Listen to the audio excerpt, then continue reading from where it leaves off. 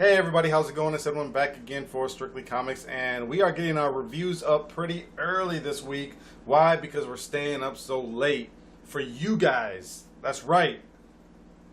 You can sleep when you die. Anyways, up first, I'm doing, what is this?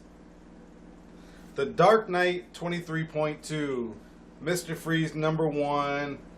Really awesome cover. As you can see, like, Mr. Freeze has his gun like to the side, so that means like he's a gangster or something. I don't really know, because you know how like gangsters, you know, he's like, I'm a gangster, so he puts his gun to the side. Anyways, I'm being stupid. This was a really good issue. I've actually really been enjoying all of the Villains Month issues. I know a lot of people, I haven't read all of them, but I know a lot of people are kind of like, you know, some of them are good, some of them are bad. You know, what can you expect? That's the guy at my comic book shop said, is like, it's just the month where all the artists and the real artists and writers can take a month off. So I don't mind it. I will say off the bat, the artwork is not bad. It's definitely better than some other books that I've been reading. I think that Mr. Freeze has a really good kind of, it's not even like an origin story. It goes into his past a little bit. But what it has to do with is, as we remember in Batman Annual #1, where the whole issue was about Mr. Freeze, we saw that his mom died. She fell through the ice when he was just a boy. The story actually takes place a year before that happened, because I was actually kind of confused. And then actually a couple pages later, as you see right here, it goes back to that event. Because as I was reading, I was like, didn't she die? You know, I was just hoping they weren't going to just totally reinvent, you know, reboot everything. And what happens is that in the beginning pages of the story, we find out that Mr. Freeze's dad walks out on the family. He leaves him and his mother and walks out. Then we have this, you know, obviously Mr. Freeze turns into a criminal. It shows the events of how he turns into Mr. Freeze, where Bruce Wayne comes in and interrupts his research that he's doing on Nora. You know, kind of a refreshing of his origin story. And while he is incarcerated, he finds out that his biological father is still alive, and that he has a new family of his own, remarried, children. So Mr. Freeze is informed that he has siblings, half brothers and sisters that are out there. He's interested. He wants to reach out to them because he believes it's the right thing to do, that they have the right to know about him. And he gives letters to his psychiatrist, and his psychiatrist says that, you know, I will try my best to get them out. And Mr. Freeze says, if you don't, I'll kill you. And Mr. Freeze eventually breaks out because of Villains Month and Forever Evil, and he seeks out the doctor, finds out that he wasn't sending out the letters, and this is what happened to him. I guess he freezed the letters or something and used them as blades. I don't know.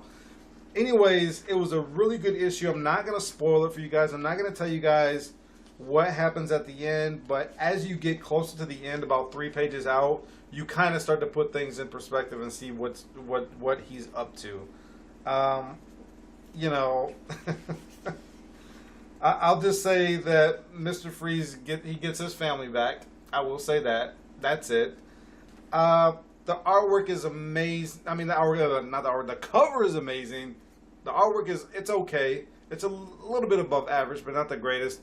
For the book in its entirety, golly, what kind of grade would I give this? I like Mr. Freeze as a villain. I like the story. As we get into Villains Month, things are going to be kind of dark. I want to say I give this, I haven't even counted the pages, because you guys know how I am now. If it's got 20 pages or less, it's going to get a half a point docked off of it. I want to say for now, I'll give this a good 4 out of 5. That's how solid I thought that it was. Let me know what you guys think. Hey guys, what's up? Hey, it's Mickey here for Strictly Comics. How you doing? Alright, I'm going to start out by reviewing Harlequin. This is Batman Detective Harlequin #1, and we're going to see here how Harlequin unleashes her craziness on Villains Month. Alright, we start out the story here by, just a summary of how Harley Quinn starts out. She starts out as Harleen, the intuitive, very intelligent psychologist to the supervillains. And even though she's trying to get through to them, she just can't. So she decides that she's going to cross over to the other side in order to get through to them. So this is her form of research to try and get through to the supervillains. And by that way, she turned herself into a crazy like them. She starts out just trying to research and understand them, and eventually she moves over to the dark side, and Harleen, the psychologist, becomes Harley Quinn. She then, you can see she begins to, she's put in a position where she doesn't really know what she's doing exactly, and then an event catalyzes her into completely throwing all morals to the side and becoming a full-blown sociopath. So Harleen is now Harley Quinn. She's causing havoc, she's murdering, she's killing, she has no remorse, and she has no regard for human life. The art is great. Let me see. Here is an example right here. Oh my goodness, look at that. Look at that. Look at that. Check it out, check it out. Alright, yes, and I really appreciate work from the writer Matt Kindt and the artist Neil Googe. It's really good, it's really great. The story is pretty linear with a minor twist, but it's still something that can jog your interest. It's not, I won't say it's the best comic that I've read so far, but it is pretty good. I feel like it's more of a filler than anything, but then a true, meat and bone story. But it's just the beginning of Villains Month. We're gonna see more, so we shouldn't, prejudge, so to speak. In the end of the book, you eventually find out that the reason why Harley Quinn is so, crazy and insane is just because she's in love with the Joker, and she's wrecking havoc just to be with the Joker. So, in the end, it's a pretty good story, but it's okay. My rating right now would be probably a 3 out of 5. 3 because the art is great. The story, not so much. It doesn't leave anything for you to really, it's not really anything for you to chew on. It's just, it's forgettable. The cover is amazing because, of course, it's 3D. The art is really good, but 3 out of 5 for me.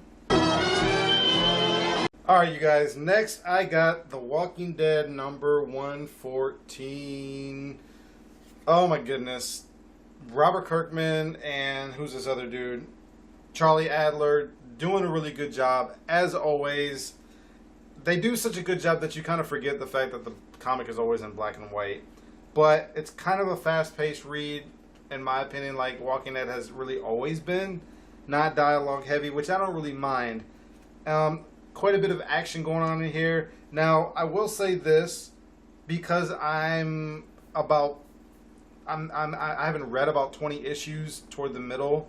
Well, I think it was 110 to 80, so maybe 30 issues. So I really don't know who this guy is, and I don't think his name was mentioned. If it was, I forgot. Sorry, I'm trying to get these reviews out. Yeah. Anyways, what happens is this guy shows up along with Elijah. Now, I remember who Elijah is because I remember seeing him on the cover on I think it's his first appearance. They show up, and this was actually really cool because when I seen this, I was like, holy crap, really, this type of stuff is going on. A freaking lion or tiger or whatever this is just shows up and just starts, chewing and gnawing on a guy's arm, man, and really just starts eating away at him. I guess they keep him hungry. I don't really know. But Rick has basically kind of given up in a sense. Actually, before the lion and before his rescue, he basically saw that he was royally screwed, and there was probably no way of him getting out of it. He thought that his life finally came to an end, and I'm not going to spoil it, but you guys ought to know they ain't getting rid of Rick anytime soon, because if they do, that's probably their moneymaker. That's the protagonist, and I don't see really anybody at this point that could really take his place. Carl,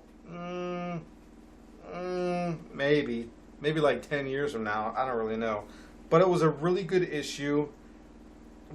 These guys on the cover and Elijah kind of come to the rescue. Actually, they do come to the rescue, and they also confirm how Rick is a type of leader that people of this zombie apocalypse need, and the type of leader that, obviously there wasn't really any confirmation. Like, he didn't need no confirmation. He already knew it, but it was like a kind of a reassurance of Rick, who he is, the type of people not only that he needs for himself, that his boy needs for himself, but the people around him and people in this world need. And it was just a really solid read. What happens is that during the rescue, Negan kind of sees what's going on. He realizes that he was just kind of overtaken by this element of surprise. So his only concern right now is really just trying to not keep from getting killed. And him and his crew leave, though they don't realize that they outnumber everybody, Rick's group, and including those who come to the rescue of Rick. We also see that Adriana's fine, because Rick finds out that it wasn't her that fell out of the bell tower, and he goes up to see if she's still in the tower. She is, and she's just, beat up pretty bad. Andrea, sorry.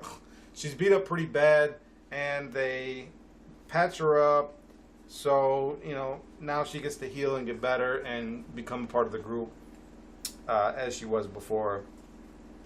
And then Carl, he's kind of asked to stay, and, I don't want to go into that because then it gets into what happened at the end. So, in my opinion, this was a really good read as far as a rating goes. I'll just say this: Walking In hasn't disappointed yet. There's been very, very few issues that have been kind of yawn. Not very many. I want to say I give this a solid 4 out of 5, maybe a 4.5. I think for now I'll just stick with a 4 out of 5. I thought it was really, really good. I'm definitely anxiously awaiting next issue, especially because of the ending of what happens in this one right here. And I'll try to show you guys one more picture real quick. As we see right here, Adrian, she's fine, she's okay. But yeah, 4 out of 5. That's my rating. That's my review. Let me know what you guys think.